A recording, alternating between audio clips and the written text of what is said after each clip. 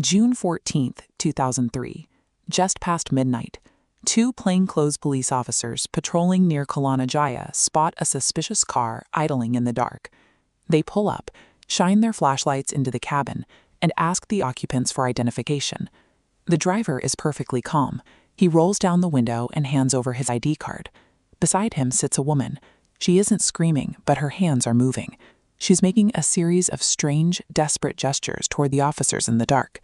They don't understand what she's trying to say.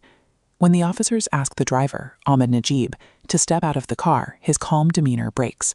He hits the gas. The police draw their weapons and shoot out one of the front tires, but the vehicle disappears into the night. A short distance away, Najib stops to try and change the blown tire, with his captive still trapped inside. Najib knew the police held his ID. He knew they were hunting for him, yet he maintained the focus required to continue with his crime. How does an unremarkable father and employee possess the compartmentalization required to operate under direct police scrutiny?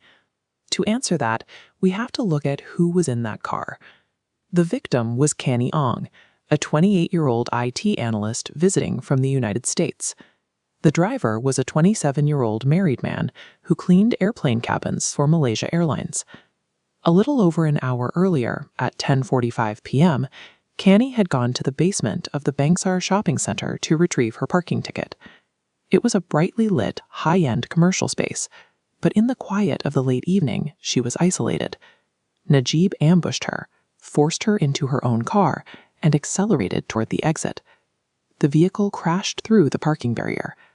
Despite the property damage and the erratic exit, the event did not trigger an immediate pursuit from mall security. Najib drove his victim to a highway construction site at Taman Datu Karun.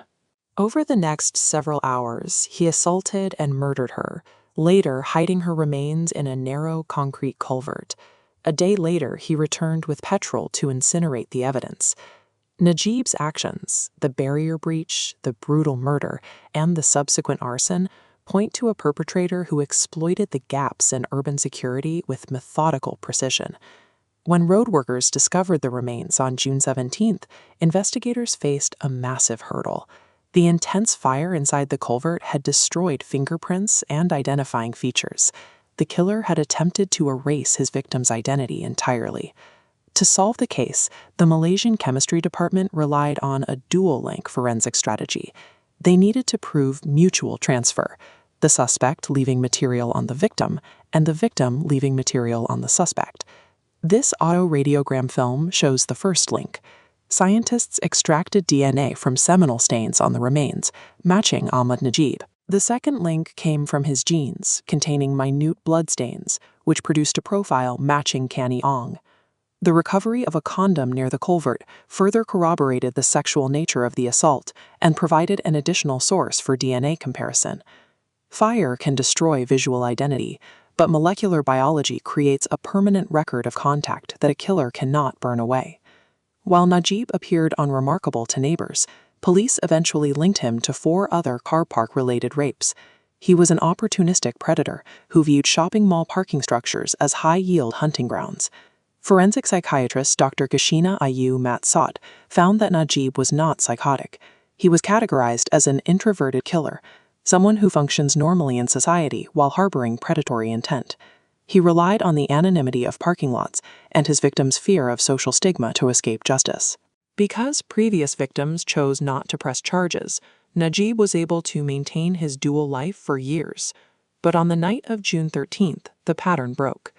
The moment police took his ID card, Najib's focus shifted to self-preservation. Realizing he was identified, he crossed the threshold into homicide. Najib's ability to blend into a stable home and professional life highlights the difficulty of identifying predators in an urban environment. During his trial, Najib claimed he had actually intended to abduct a former employer over a grudge and mistook Canny for his target. This mistaken identity defense was dismissed by the court as irrelevant to the determination of intent for the capital charge. This security camera represents the legal battle over digital evidence. Under Section 90A of the Evidence Act, computer-generated documents like CCTV footage required strict technical certification. Because the prosecution failed to meet these requirements, the federal court ruled the mall's tapes inadmissible.